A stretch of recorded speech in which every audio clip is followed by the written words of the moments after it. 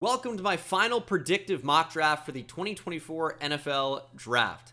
I will be live here tomorrow night, Thursday, youtube.com/Bengal, watching and live reacting to the NFL Draft, so I hope you can make it. And I'll tell you what, I was stressed out doing this because there's so many unknowns. I feel pretty good about some selections, less good about others. My best chance for being as accurate as possible, and it is very difficult to nail team fits and different picks here, especially with trades.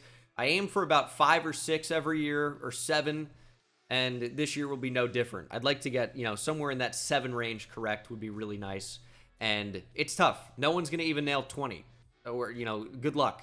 I guess it could happen theoretically, but, nailing 32 picks is I feel like, every bit as difficult as predicting March Madness, but here we go. We are kicking things off with Caleb Williams going to the Bears at number 1. I believe this will be the pick. I've known it for a long time. They got rid of Justin Fields. You can pretty much set this one in stone. Caleb Williams will be a Chicago Bear. At number 2, all signs right now point to Jaden Daniels, quarterback out of LSU, being the 2nd overall pick. I think Drake May is potentially still in play here, but the signs are pointing to Jaden Daniels. I do think he will be the 2nd player off the board. And then we get to the Patriots, where you could say the draft really starts here. I just don't think the Patriots are going to trade out of this pick. If you want a quarterback in this class, which it's pretty clear that Robert Kraft does, the owner of the Patriots, he's said it himself. He said as much. He wants a top young quarterback in this draft. When teams are drafting QB, they typically will not say, oh, it's a 50-50. We'll take that guy if he's there. We'll take this guy if he's there. They know who they want. They know their guy. And I don't think the Patriots, who want a QB in this class, would be comfortable moving down with a team like the Giants or the Vikings, Broncos, Raiders trying to move up for a QB if they also want a QB. I think they stick and pick Drake May. I'd love to be wrong. I'd love for the Giants to shock me and move up to number 3 for Drake May. I would be over the moon. I don't think it's going to happen. I think the Patriots stick and pick. And I think the Cardinals stick and pick and go with Marvin Harrison Jr. I think that's just kind of the clear-cut option. Again, maybe the Vikings move up from 11 to number 4. But I think Marvin Harrison Jr. ends up being the pick there if the Cardinals stick and pick. And the Chargers at number 5, I think, would be more motivated to trade down. Yes, they need a receiver. They need a lot of things. New head coach coming in, new GM. I think the Chargers would be more motivated to trade down. And I think you can't believe anything the Giants point to as potentially what they're looking to do in the draft.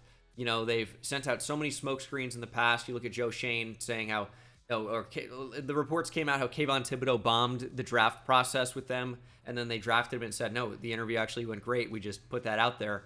Well, I don't know that you can believe the Giants don't want J.J. McCarthy. I think J.J. McCarthy to the Giants is a possibility, despite everyone saying it's not.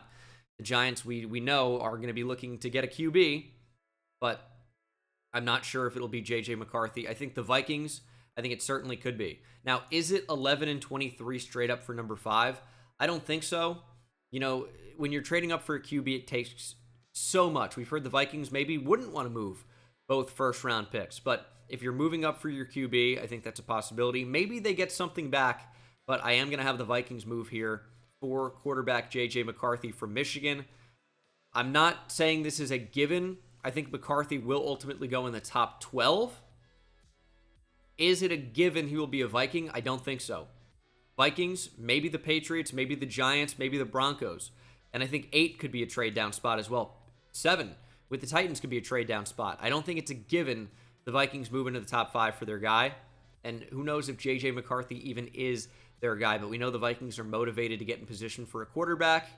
McCarthy at 5 could fit the bill. Giants, I'm going to go Malik Neighbors. Out of the last 3 first-round picks the Giants have made, I've nailed all of them in my final mock draft.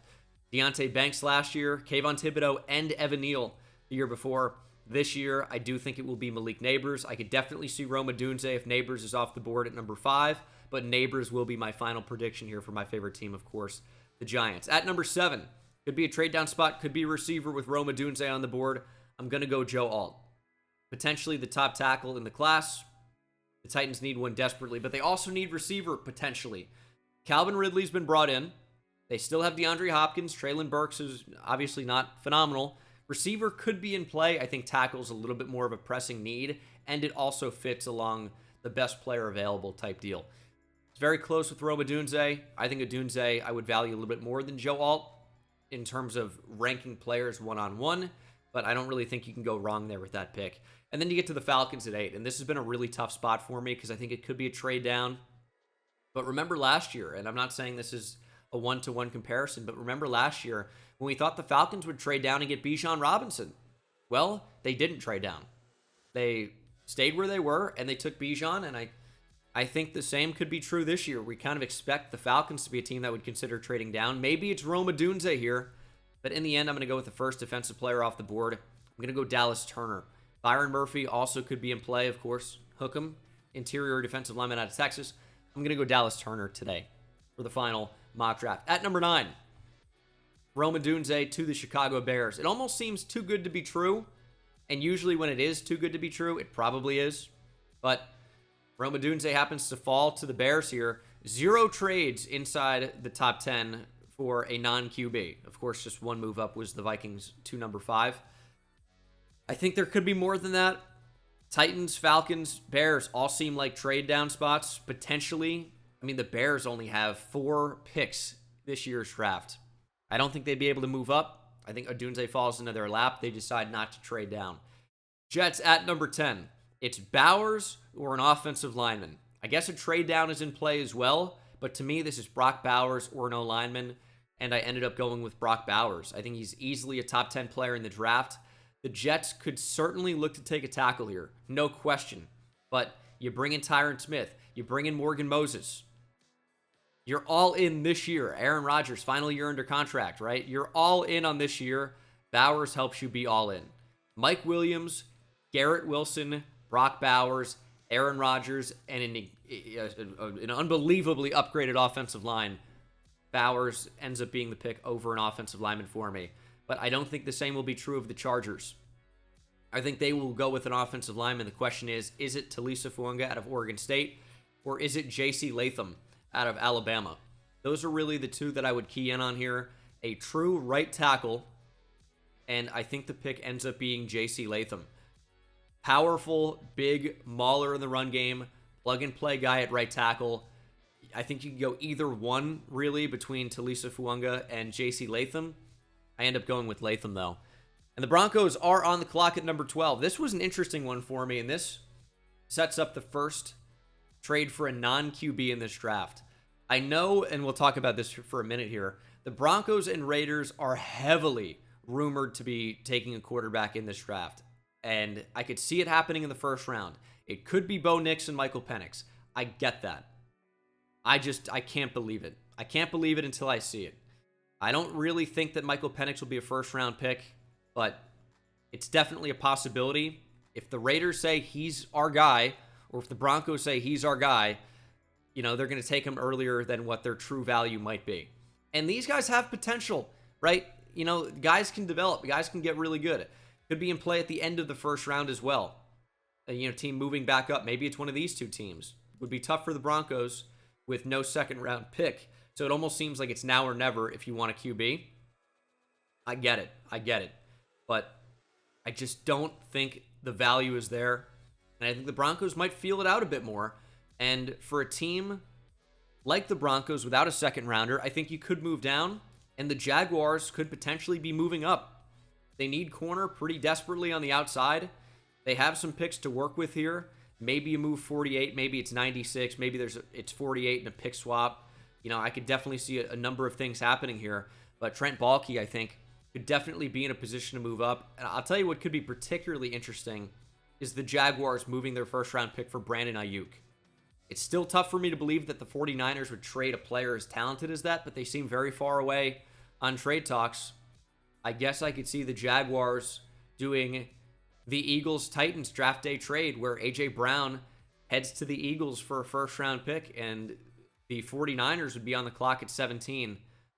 I'm not sure I'm willing to tie my hat to that at the moment, so I am going to have the Jaguars move up and take cornerback Quinyon Mitchell from Toledo. Arguably the best corner in this draft. Has a nice combination of size, speed, and length that I think Trent Baalke is really going to appreciate. And you get a starting outside corner in Quinyon Mitchell. Raiders on the clock at 13. I think if Latham's not there, it's going to be Talisa Fuanga, plug and play starting right tackle. I think that makes a ton of sense for them. Corner could have been in play. That's part of the reason why the Jaguars move up. I think Quinyon Mitchell could be a Raider. I also, of course, think the Raiders could take a QB, and I can understand wanting the upside of Michael Penix here, but in the end, I just couldn't pull the trigger. I don't think the Raiders are going to do that. It could definitely happen. Tom Telesco, Antonio Pierce, first draft as a combo there. It's a possibility. Just don't know that they end up doing that. End up going to Talisa Fuanga, right tackle out of Oregon State at the end. Could potentially play guard as well. Saints at 14. This is arguably my favorite fit in the entire draft. It's Olu Fashanu, left tackle from Penn State, headed to the Saints. I feel pretty good about this one. We know it's going to be a tackle. The question is, which one is it going to be? Anything else but a tackle would be surprising to me for the Saints, especially with James Hurst announcing his retirement. I really think the Saints will be looking to take a tackle. I think Olu Fashanu is arguably the best pass-protecting one in the entire draft and is a plug-and-play starter at left tackle. That's tough to find at 14, yet the Saints are able to do it here. Colts at 15. This is an interesting one. I think this could be a trade-down spot, but I also think there's a good chance it's Brian Thomas Jr., receiver from LSU.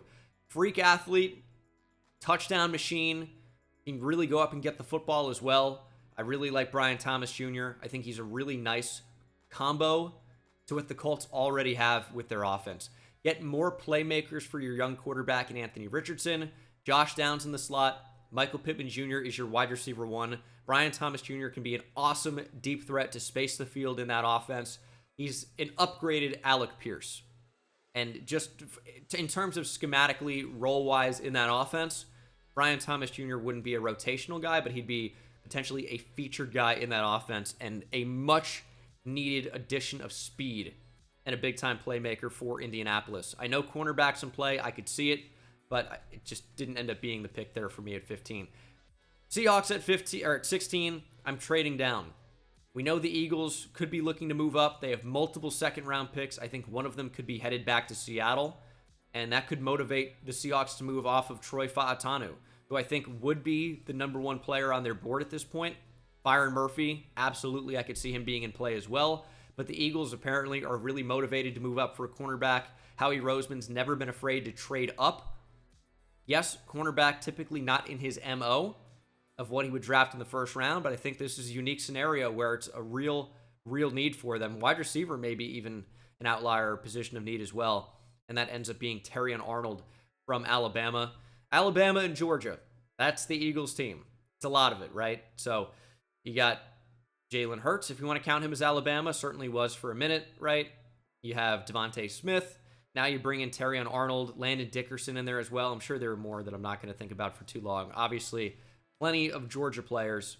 As we get back to the Broncos at 17 after a trade down, I think things worked out pretty well for them, to be honest. I still think it could be a QB. It could be a QB. But I need to, I'll believe it when I see it. I need to see it happen first. I'm okay with being wrong. I've been wrong before. I'm going to be wrong again. I'm not going with a QB here. I'm going with Byron Murphy, the second interior defensive lineman out of Texas. Hook 'em horns, of course.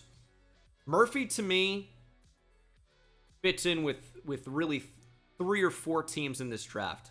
I think the Falcons make a ton of sense. I think the Bears make a ton of sense. I think the Broncos, and I think the Seahawks.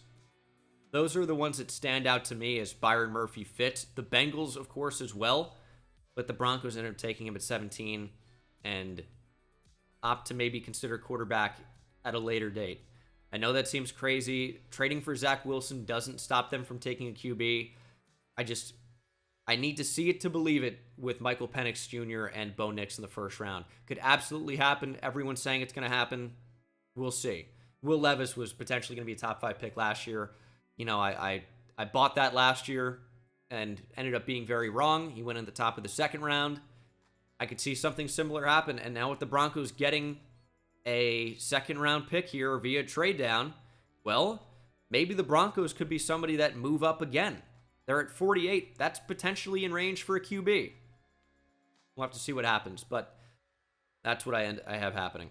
Bengals at 18. I'm going Amarius Mims, tackle from Georgia. He's a freak athlete, incredible size, and is now going into a position where he's not forced to start as a rookie. He's inexperienced. This allows him to get coached up, and I think he's not super raw as a player, just inexperienced. And I think with his combination of physical tools, the skills are just going to be something that come along as well. Like, he's got quick feet, but the footwork's not incredible because he hasn't, had a lot of playing experience. But in terms of upside in this draft, it doesn't really get a lot higher than Amarius Mims from Georgia. Yes, I know they went out, got Trent Brown. They have an affinity for large offensive tackles. Amarius Mims is certainly playing into that. If J.C. Latham is not a Bengal, I think Amarius Mims will be. Rams at 19. I continue to think that Laiatu Latu is maybe the best fit in the draft for the Rams. They desperately need help off the edge. Latu's been medically cleared. You get to keep him in Los Angeles. I think it's a great fit there for the Rams that need help off the edge. Latu is one of my favorite players in the entire class. Steelers at 20. They could use a receiver right after trading Deontay Johnson. They could use interior offensive line. They could use tackle. Troy Fautanu is available. I think that's a very interesting fit. But I also think this could be a potential trade down. I'm not sure that the Steelers would be locked into picking at this spot. Could potentially use a corner as well, even after trading for Dante Jackson. Just had a really tough time figuring out exactly what the Steelers might do. Fautanu would have to move over to right tackle. Jackson Powers Johnson could start at center. That's a possibility. But so could Zach Frazier, down the board a little bit. I think the Steelers, they make sense as a trade down spot, but I'll tell you what, so do the Dolphins. When you look at the Dolphins picks in this draft, we can find Miami here. It should be maybe the next one. Miami's got 21 and 55. They don't pick again until 158. It's not really a lot of value there with your picks. Only 2 in the top 150. That's not ideal. So the Dolphins also could be a clear and obvious trade down team if a team wanted to move up for a receiver. If the Steelers were to stick and pick, Fautanu makes sense. Graham Barton, I think, makes sense. I think the Steelers could have their pick of the litter if they were to go with an interior offensive lineman at this spot, of course, or they could wait. I think you'd be happy with either Graham Barton, maybe even Fautanu, but he's not really going to play center for you. Jackson Powers Johnson, Zach Frazier. I'm not sure you need to stick and pick and take an offensive lineman here. It's a possibility. I had a tough time figuring out what exactly the Steelers might do with this pick. In the end, I had a team that I thought would be really motivated to move up, and that's going to be the Buffalo Bills at pick 28. Another guy that's never been afraid to trade up for his guy, Brandon Beane, GM of the Buffalo Bills, I think could certainly be motivated here to move up in the draft. They have 2 second-round picks in 2025, and maybe one of those would be headed to the Steelers here as the Bills move up to the number 20 overall spot, and they choose Adonai Mitchell, receiver out of Texas. He's got a lot of upside, good size, certainly very good speed, good route running ability, good hands. It's just, he dogs it at times, right? The effort's not all the way there. He doesn't really offer a ton after the catch. But the upside as a receiver one is there with Adonai Mitchell as an X receiver in an offense, and it's something that the Bills are desperately missing after trading away Stephon Diggs. Adonai Mitchell ends up being the pick there with the trade up. Dolphins on the clock at number 21. Well, Jerzon Newton's right there. Troy Fautanu is there. In the end, you lose Christian Wilkins. I think you can address offensive line later. Johnny Newton is a big-time pass-rushing 3-tech that is an awesome Christian Wilkins replacement. He lives in the backfield. I've said it the entire draft process.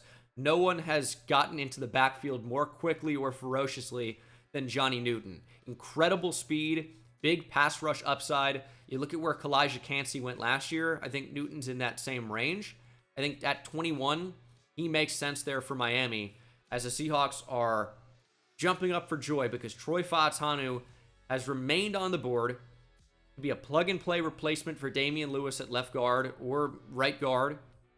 Could potentially even play tackle with an injury to Abe Lucas or Charles Cross. He stays in Washington. You look at the Seahawks coaching staff bringing in guys from Washington. Very tough to pass on him at 16, and maybe they don't. But you're able to get an extra second-round pick for the first draft for Mike McDonald here in Seattle. Of course, John Schneider is still there. But you get a big-time offensive lineman, a great one. He falls a little bit in the draft. You get an awesome player with positional flexibility. Chargers at 23. I know the Chargers need receiver. I know it. You took J.C. Latham after a trade down. You got multiple second-round or first-round picks here.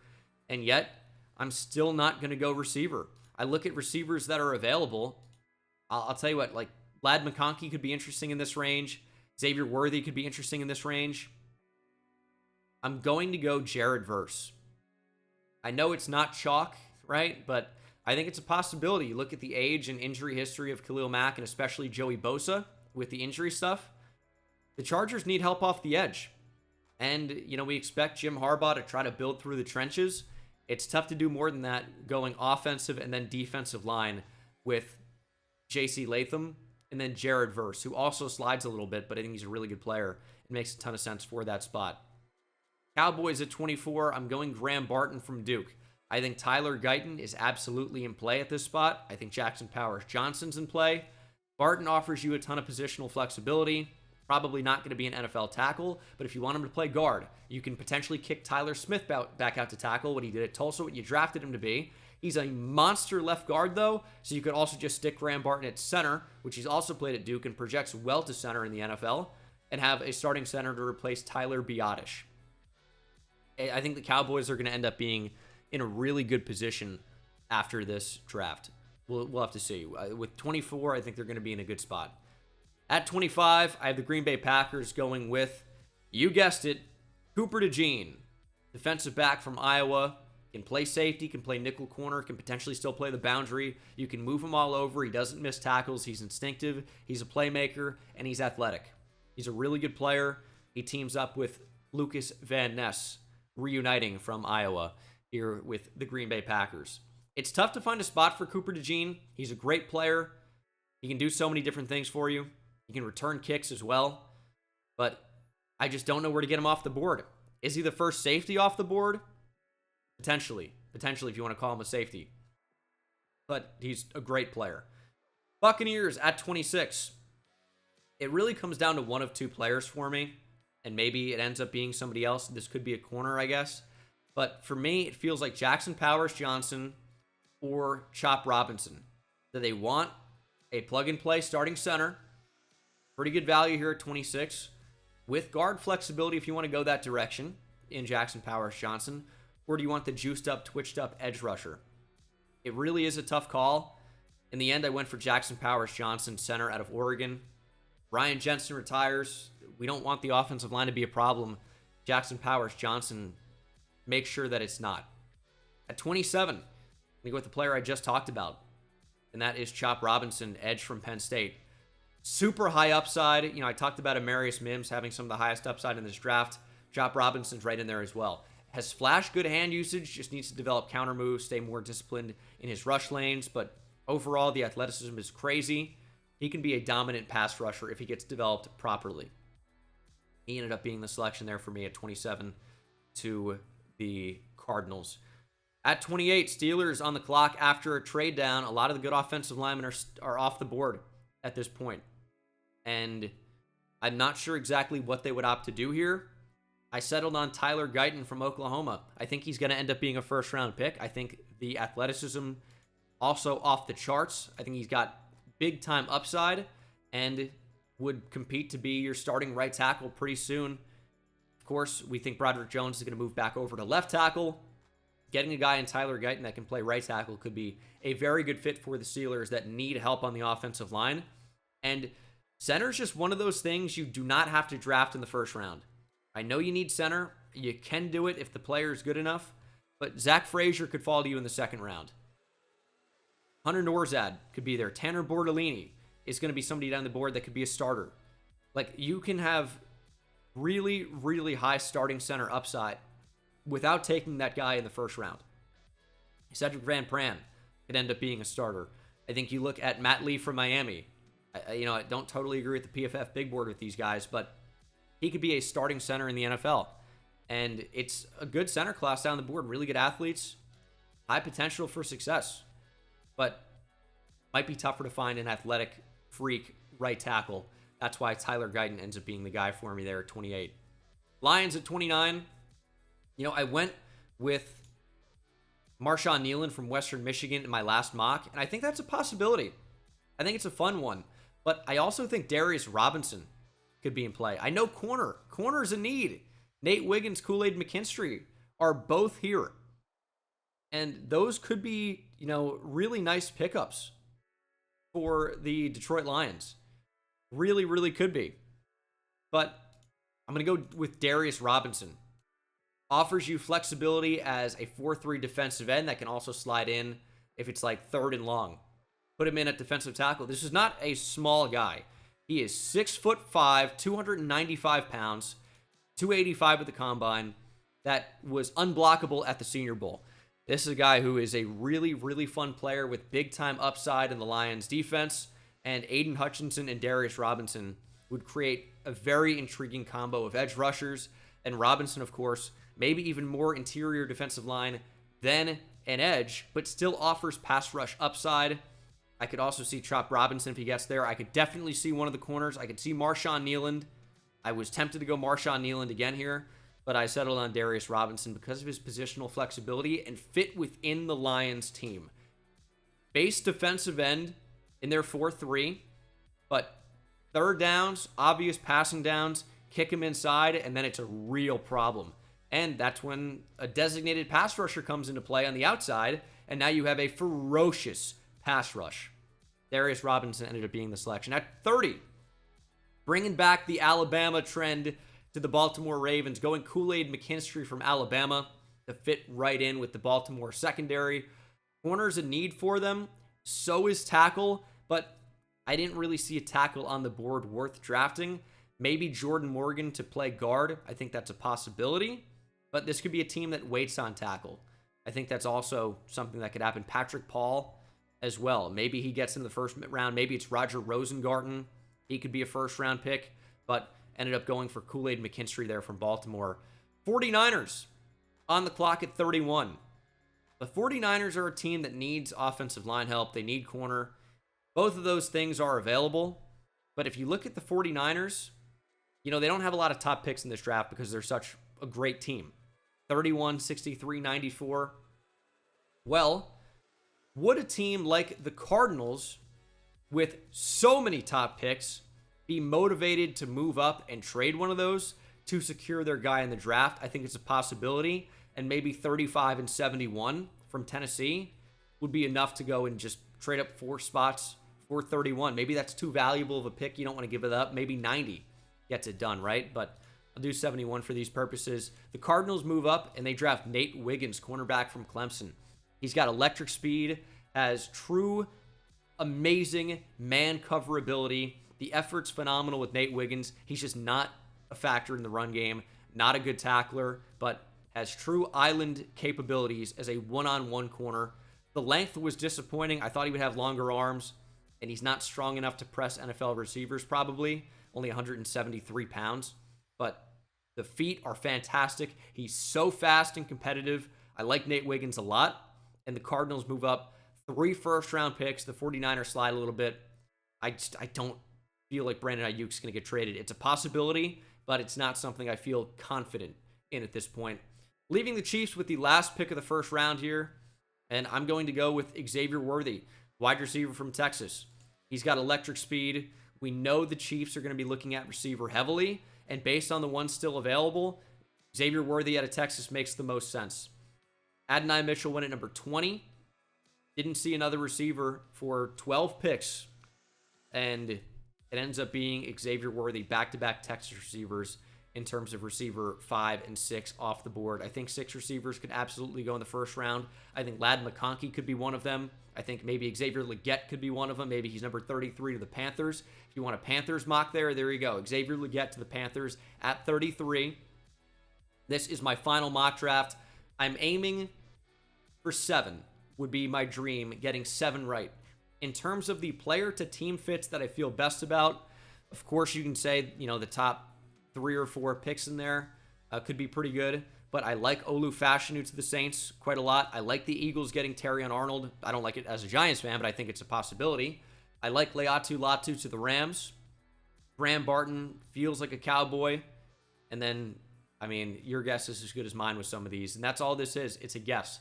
Hopefully I did pretty well, but we know the NFL draft, I probably didn't do great. It's unpredictable. Trades are going to happen that messes everything up. I tried my best to predict some of them, but we probably will see even more trades than I projected in this mock draft. But thank you very much for watching. Hopefully you join me for the live stream if you're watching this super down the line in the future.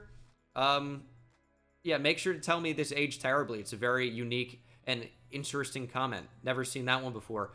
See you in the next one. Take it easy.